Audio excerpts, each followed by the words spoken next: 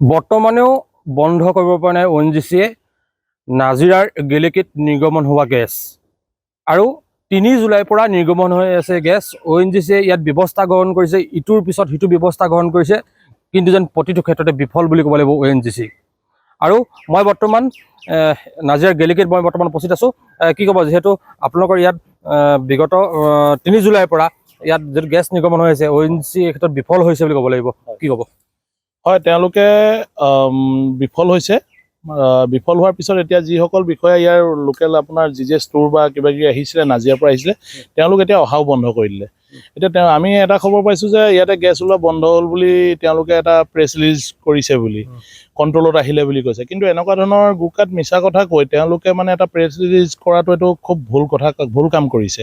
কাৰণ ইয়াতে আপোনালোকে আহোঁতে দেখিছে, গ্ৰাউণ্ডত আপোনালোকে দেখিছে যে গোটেই গেছ বুৰবুৰণি এতিয়াও ওলাই আছে আগৰ নিচিনাই। কিন্তু তেওঁলোকে ঢালাই দিছে, ঢালাই দিয়াৰ পিছত তেওঁলোকে বেৰাইত ঢালিছে, তাৰপিছত মাটি ঢালিছে, ছাকচেছ হোৱা নাই, তাৰপিছত আকৌ মাটি ঢালিছে, অকল মাটিয়ে দি আছে।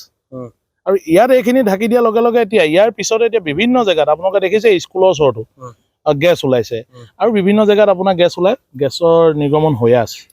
স্কুলৰ পিছফালে আপোনাৰ জুই ওলাইছে, জুই অকণ তাতে আপোনাৰ এই কিবা স্বাস্থ্যৰ এটা হেৰি চলি আছেতো, কেম্প এটা, তো তাতে আপোনাৰ চাফা চিকুণ কৰি মেলি এনেকৈ হেৰি কৰিব লওঁতে তেতিয়া তেওঁলোকেতো নাজানে ইয়াত যে গেছ ওলাই আছে বুলি। জ্বলাই দিওঁতে তাত দেখিছে যে বুৰবুৰণি গেছ, মানে জুই লাগি আছে।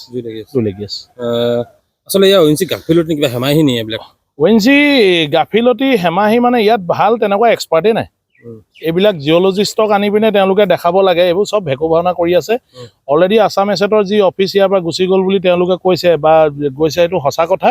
কাৰণ কেলে এই বিষয়বিলাক চাবলৈ এতিয়া তেওঁলোকৰ বিশেষজ্ঞ আহিছে বা আহিব, অকল সেইবিলাকে কৈ আছে। কিন্তু তেওঁলোকে এই গেছ ৰুমত ৱেল চেক কৰি আছে, কিন্তু ৱেল চেক কৰি তেওঁলোকে একো ৰিজাল্ট ৰাইজক দিব পৰা নাই। যিহেতু এতিয়া জনস্বাস্থ্যলৈ ভাবুকি হৈ পৰিছে, এতিয়া বিষাক্ত এটা গেছ নিৰ্গমন হৈছে, মিথেন গেছ। হয়, ONGC যিটো প্ৰেছ ৰিলিজত দিছিল মিথেন গেছ নিৰ্গত হৈছে বুলি কৈছে, এতিয়া জনস্বাস্থ্যলৈ ভাবুকি আহি পৰিছে, তেনেস্থলত কি ক'ব? ভাবুকিটো আহিছে। এতিয়াতো এইবিলাক চাওক, লাহে লাহেহে প্ৰব্লেম হ'ব। এতিয়া বহু মানুহৰ এতিয়া আপোনাৰ ছালৰ বা হেৰিয়ৰ যিটো হৈছে সেইখিনি বাৰু সাধাৰণ কথা, কিন্তু হাৰ্টৰ যিটো প্ৰব্লেম হ'ব সেইবিলাক খুব হঠাতে এইবিলাকে হৈ নাযাব। কিন্তু এইবিলাক গেছে আপোনাক লাহে লাহে এটা মৃত্যুৰ মুখলৈ আমাৰ মানুহবিলাকক ঠেলি দিব। সেইকাৰণে মানে কি তেওঁলোকে এইবিলাক বহুত গাফিলতি কৰিছে। হয়, কেতিয়াৰ পৰা হৈছে এইটো গেছ নিৰ্গমন? এইটো 3 জুলাইৰ পৰা, 3 জুলাই আগৰ পৰা হৈ আছে। কিন্তু 3 জুলাইৰ পৰা তেওঁলোকে কৰ্মস্থলীত তাৰমানে তেওঁলোকে CNM মানুহ আনি পিনে যেতিয়াৰ পৰা কাম কৰিছে তেতিয়াৰ পৰা ডাইৰেক্ট বেছি হৈ গৈ আছে। মানে ইয়াত কিবা পাইপ আহিছে বুলি কৈছে নি ONGC? পাইপৰ হিষ্ট্ৰী তেওঁলোকে পোৱা নাই, কিন্তু একদম নাতি কাষতে একদম ৱেলটো আছে। তো ইয়াৰ এটা মানে নাতি কাষত মানে 50 ফুট আৰু ৱেলটো। তো এইটোতো ONGC সম্পূৰ্ণ জগৰীয়া ONGC।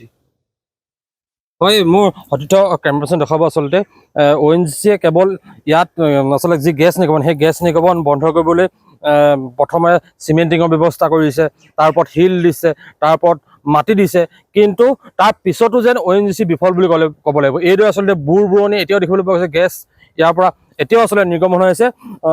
হয়তো দেখিলে আচলতে ভয়ংকৰ এক দৃশ্য বুলি ক'ব লাগিব। মোৰ সতীৰ্থ কেমেৰা পাৰ্চনে যদি সম্ভৱ হয়, সহযোগী যদি সম্ভৱ হয়, আগুৱাই প্ৰেৰণ কৰিছোঁ, দেখিব কিদৰে আচলতে ইয়াত অতি ভয়ংকৰ ওপৰত আচলতে ইয়াত বুৰবুৰণি যি গেছ নিৰ্গমন, এই গেছ নিৰ্গমন ইয়াত সংঘটিত হৈ আছে বুলি ক'ব লাগিব। আৰু এই ক্ষেত্ৰত যেন ONGC অৱহেলা বুলি ক'ব লাগিব। আৰু ONGC অৱহেলাৰ বাবে আজি আচলতে এই ধৰণৰ ঘটনা, এই যি নাজিৰা গেলেকীত বিগত 3 জুলাইৰ পৰা সংঘটিত হৈছে বুলি ক'ব লাগিব এই মুহূৰ্তত।